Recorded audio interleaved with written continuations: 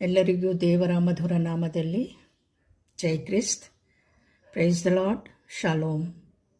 ಇವತ್ತಿನ ದೇವರ ವಾಕ್ಯದಲ್ಲಿ ಆಮೋಸನು ಬರೆದ ಗ್ರಂಥ 5ನೇ ಅಧ್ಯಾಯ 14-15ನೇ ವಚನ ಓದಿಕೊಳ್ಳುವ. ಕೆಟ್ಟದ್ದನ್ನಲ್ಲ, ಒಳ್ಳೆಯದನ್ನು ಅನುಸರಿಸಿರಿ, ಬಾಳುವಿರಿ.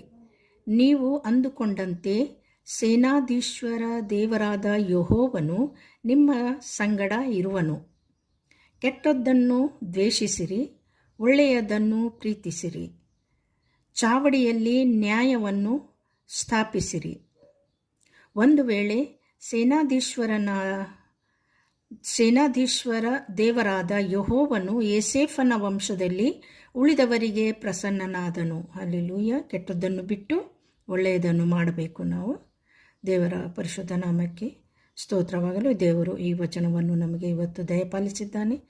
ದೇವರಿಗೆ ಮಹಿಮೆಯಾಗಲಿ. ಆಮೇನ್.